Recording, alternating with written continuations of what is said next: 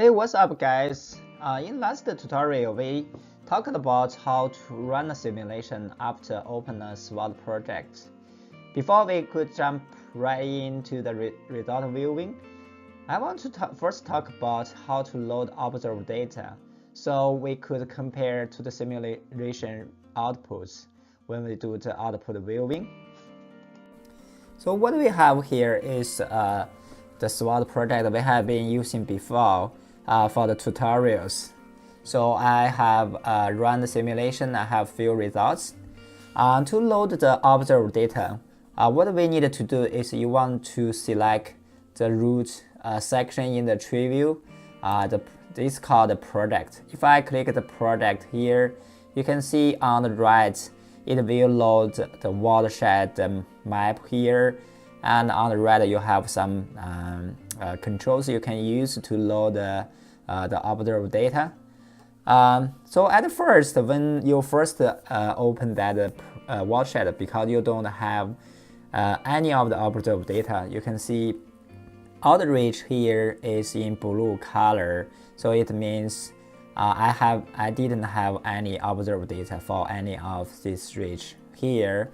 So most of the time, the observed data will be the flow, the water quality data for each of the reach reservoir.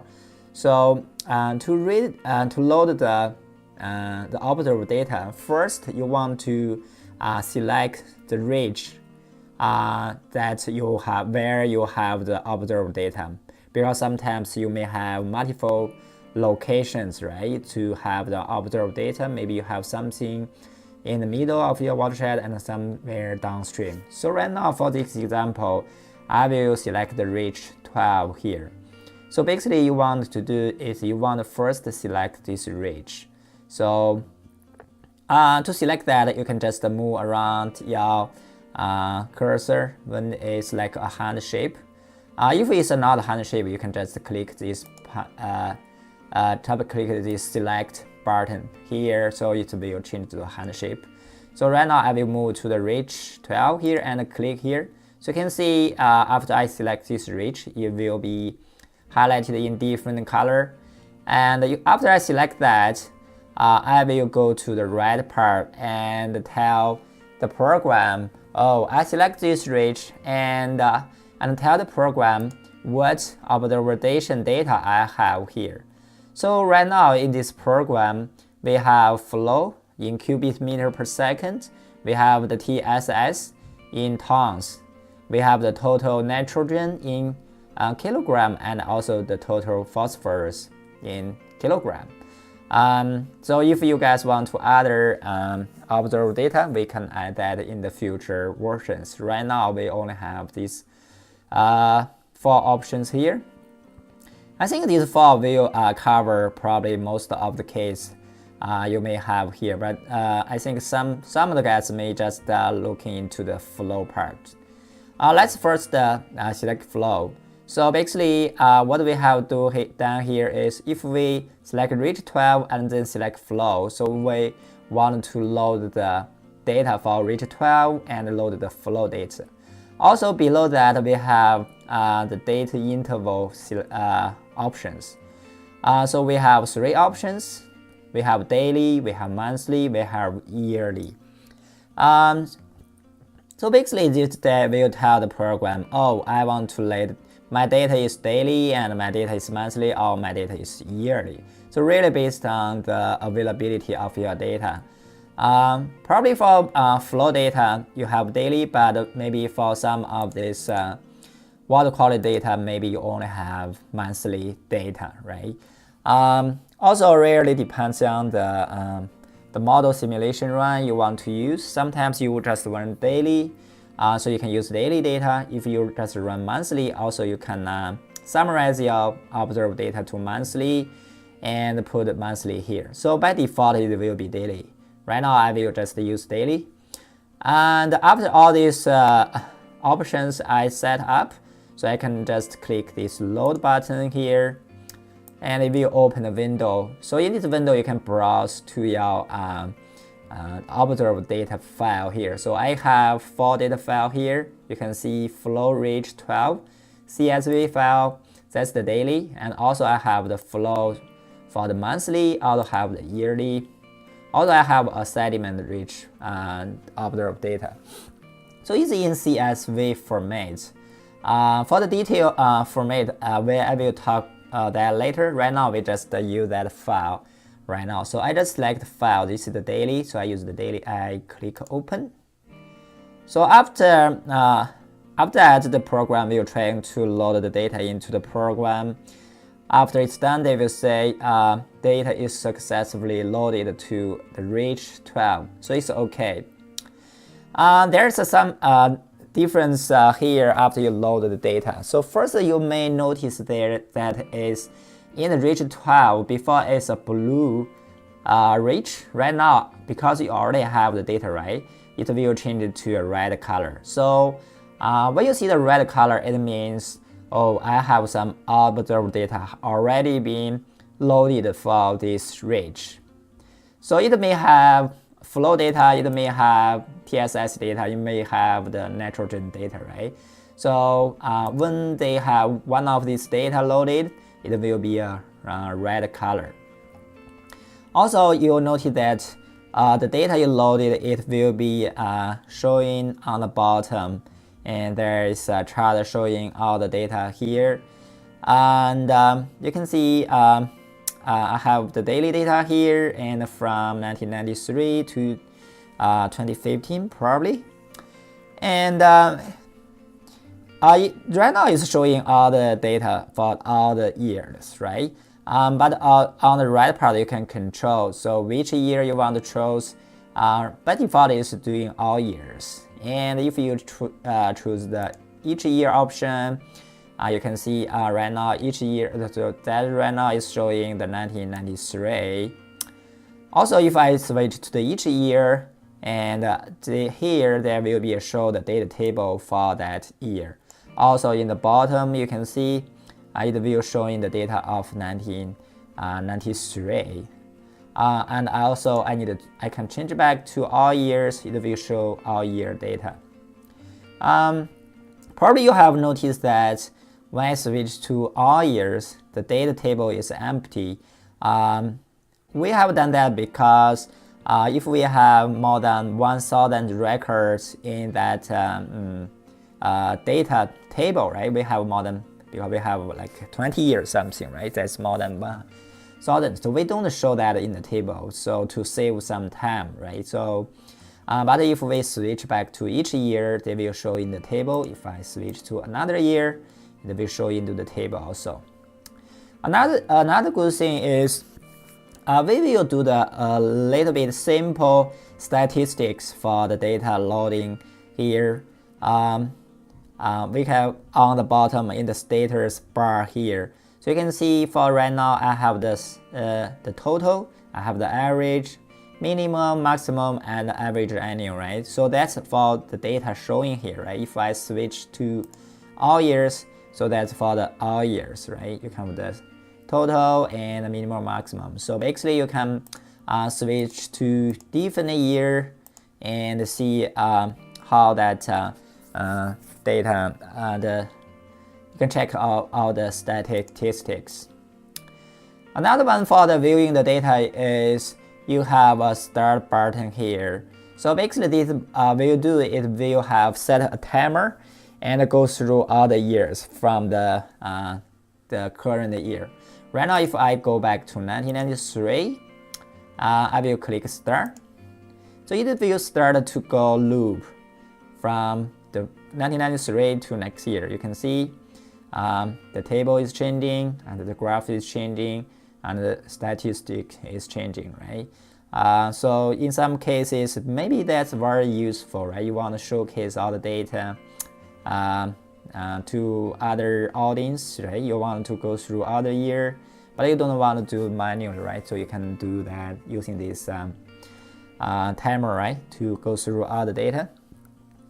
So whenever you want to stop, you just click stop. So it will stop in that year. Right now I stop at 2010, so you can see that's 2010 here. Okay, I think basically that's what we have. So how you can load the data. Alright, after that, I want to show you guys, after you load the data, you have the option to delete that data also. So right now, like I have this loaded data, so I can click delete. Do have a confirmation window, like say, do you really want to delete the output data for reach 12? I click yes, and say data for reach 12 is successfully deleted, so it's okay. You can see if after I delete that observed data, the reach 12 is become blue again, right? Because I delete that observed data, right?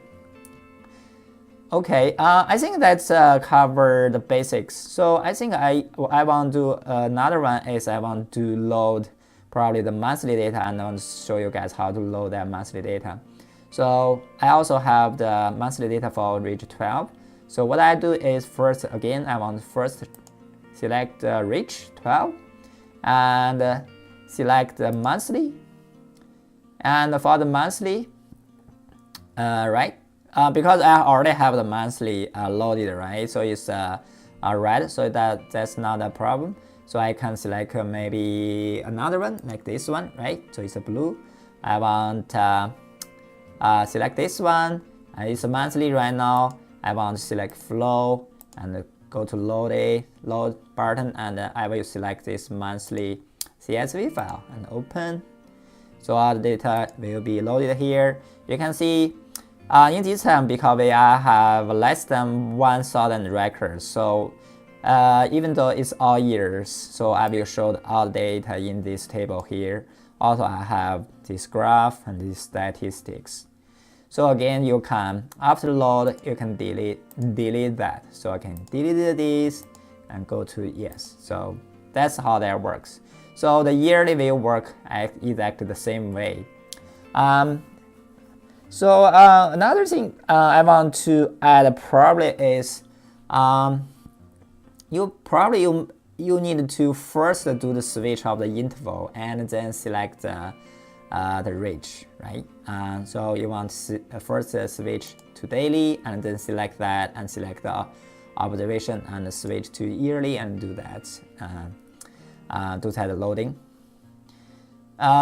So after you have done this loading all the data will be saved in the database. So in next